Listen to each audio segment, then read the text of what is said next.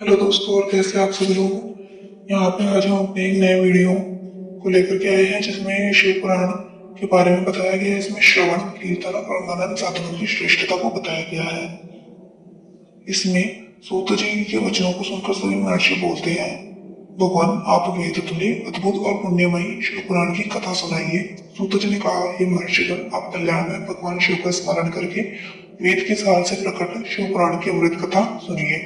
शिव पुराण में भक्ति, ज्ञान और वैराग्य का गान किया गया है। जब सृष्टि आरंभ हुई तो 6 लोग महर्षि आपस में वाद विवाद करने लगे कि अमुक वस्तु उत्कृष्ट है, अमुक नहीं है। जब इस विवाद ने बड़ा रूप धारण कर लिया तो सभी अपनी शंका के समाधान के लिए सृष्टि की रचना करने वाले अविनाशी ब्रह्मा जी के पास जाकर हाथ जोड़कर कहने लगे, हे प्रभु, आप संपूर्ण जगत को धारण कर उनका पोषण करने वाले हैं। प्रभु, हम जानना चाहते हैं कि संपूर्ण तत्वों से परे परात्पर पुराण पुरुष कौन है। ब्रह्मा जी ने कहा, ब्रह्मा, विष्णु, रुद्र और इंद्र आदि से युक्त संपूर्ण जगत समस्त भूतों एवं इंद्रियों के साथ पहले प्रकट हुआ है। वे देव महादेवी सर्वज्ञ और संपूर्ण है। भक्ति से ही इनका साक्षात्कार होता है, किसी दूसरे उपाय से इनका दर्शन नहीं होता है। भगवान शिव में अटूट भक्ति मनुष्य को संसार बंधन से मुक्ति दिलाती है।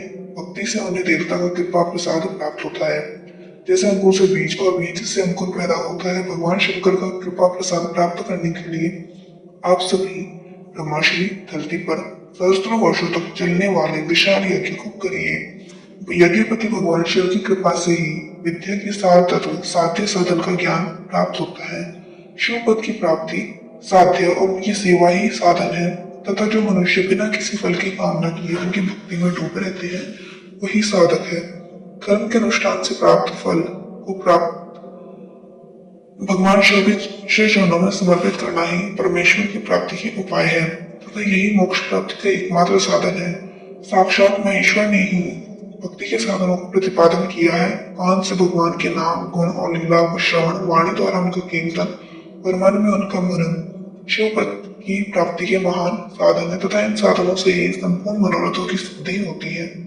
जिस वस्तु को हम प्रत्यक्ष अपनी आंखों के सामने देख सकते हैं उसकी तरफ आकर्षण स्वाभाविक है, परंतु जिस वस्तु को प्रत्यक्ष रूप से नहीं देखा जा सकता उसे केवल सुनकर और समझकर ही उसकी प्राप्ति के लिए यत्न किया जाता है। अतः श्रवण पहला साधन है। श्रवण द्वारा ही गुरु मुख से तत्व को सुनकर श्रेष्ठ बुद्धि वाला विद्वान अन्य साधन, कीर्तन और मनन की शक्ति व सिद्धि प्राप्त करने का यत्न करता है। मनन के बाद इस साधन की साधना करते रहने से धीरे धीरे भगवान शिव का संयोग प्राप्त होता है और लौकिक आनंद की प्राप्ति होती है। भगवान शिव की पूजा, उनके नामों का जाप, स्तंभ रूप पूर्ण विलास के हृदय में निरंतर चिंतन को ही मनन कहा जाता है। महेश्वर की कृपा दृष्टि से उपलब्ध इस साधन को ही प्रमुख साधन कहा जाता है। सूत जी कहते हैं, मुनियों, इस साधन का महत्व में बताते समय मैं एक प्राचीन वृतांत का वर्णन करूंगा जिसे आप ध्यान पूर्वक सुनिए। बहुत समय पहले की बात है। पराशर मुनि के पुत्र मेरे गुरु व्यासदेव जी सरस्वती नदी के तट पर तपस्या कर रहे थे। एक दिन सूर्य के समान तेजस्वी विमान से यात्रा करते हुए भगवान सनत कुमार वहां पहुंचे और मेरे गुरु ध्यान में मगन थे। जागने पर उन्होंने अपने सामने सनत कुमार जी को देखा तो बड़े तेजी से उठे और चरणों को स्पर्श कर उन्हें अर्घ्य देकर योग्य आसन पर विराजमान किया। प्रसन्न होकर सनत कुमार जी गंभीर वाणी में बोले, मुनि, तुम सत्य का चिंतन करो। सत्य तत्व का चिंतन ही श्रेय प्राप्ति का मार्ग है। इसी से कल्याण का मार्ग प्रशस्त होता है। यही कल्याणकारी है। यह जब जीवन में आ जाता है तो सब सुंदर हो जाता है। सत्य का अर्थ सदैव रहने वाला। इस काल का कोई प्रभाव नहीं पड़ता है। यह सदा एक समान रहता है। सनत कुमार जी ने महर्षि व्यास को आगे समझाते हुए कहा, महर्षि, सत्य पदार्थ भगवान शिव ही है। भगवान शंकर का श्रवण, कीर्तन और मनन ही उन्हें प्राप्त करने के सर्वश्रेष्ठ साधन है। पूर्व काल में मैं दूसरे अनेकानेक साधनों के भ्रम में घूमता हुआ तपस्या करने मंदराचल पर जा पहुंचा। उस समय बाद महेश्वर शिव की आज्ञा से सबके साक्षी तथा शिवगणों के स्वामी नंदिकेश्वर वहां आए और स्नेह पूर्वक मुक्ति का साधन बताते हुए बोले, भगवान शंकर का श्रवण, कीर्तन और मनन ही मुक्ति का स्रोत है। यह बात मुझे स्वयं देवादिदेव भगवान शिव ने बताई है। अतः तुम इन्हीं साधनों का अनुष्ठान करो। व्यास जी ऐसा कहकर अनुगामियों सहित सनत कुमार ब्रह्मधाम को चले गए। इस प्रकार इस उत्तम वृतांत का संक्षेप में मैंने वर्णन किया है।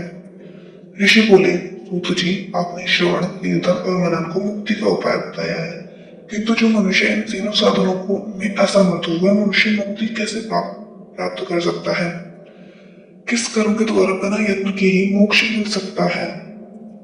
तो सूत जी बोलते हैं, हे शौनक जी, श्रवण, कीर्तन और मनन जैसे साधनों को करना प्रत्येक के लिए सुगम नहीं है। इसके लिए योग्य गुरु और आचार्य चाहिए। गुरु मुख से सुनी हुई वाणी मन की शंकाओं को दग्ध करती है और गुरु मुख से सुने शिव तत्व द्वारा शिव के रूप स्वरूप के दर्शन और गुणानुवाद में रसानुभूति होती है। तभी भक्त कीर्तन कर पाता है। यदि ऐसा कर पाना संभव न हो तो मोक्षार्थी को चाहिए भगवान शंकर के लिंग एवं मूर्ति की स्थापना करके रोज उसकी पूजा करे। इसे अपनाकर वह संसार सागर से पार हो सकता है।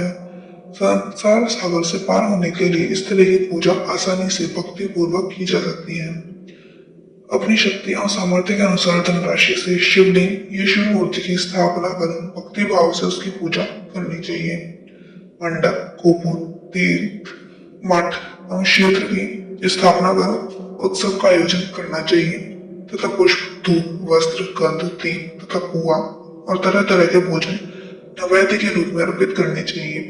श्री शिव जी ब्रह्म रूप और निष्कल अर्थात कला रहित भी है और कला सहित भी है। मनुष्य इन दोनों स्वरूपों की पूजा करते हैं। शंकर जी को ही ब्रह्मा पदवी भी प्राप्त है। कलापूर्ण भगवान शिव की मूर्ति पूजा भी मनुष्य द्वारा की जाती है और वेदों ने भी इस तरह की पूजा की आज्ञा प्रदान की है। सनत कुमार जी ने कहा, हे नंदिकेश्वर, पूर्व काल में उत्पन्न हुए लिंग बेर अर्थात मूर्ति की उत्पत्ति के संबंध में आप हमें विस्तार से बताइए। नंदिकेश्वर ने बताया, मुनीश्वर, प्राचीन काल में एक बार ब्रह्मा विष्णु के मध्य युद्ध हुआ तो उनके बीच स्तंभ रूप में शिव जी प्रकट हुए। इस प्रकार उन्होंने पृथ्वी लोक का संरक्षण किया। उस दिन से महादेव जी का लिंग के साथ साथ मूर्ति पूजन भी जगत में प्रचलित हो गया। अन्य देवताओं की सकार अर्थात मूर्ति पूजा होने लगी जो कि अभिष्ट फल प्रदान करने वाली थी, किंतु शिव जी के लिंग और मूर्ति दोनों रूप ही पूजनीय हैं। अब नेक्स्ट वीडियो में हम लोग ब्रह्मा विष्णु युद्ध और शिव निर्णय के बारे में पढ़ेंगे। नेक्स्ट वीडियो में अब हम लोग ब्रह्मा विष्णु युद्ध और शिव निर्णय के बारे में जानेंगे कि उन्होंने क्या फैसला लिया। धन्यवाद।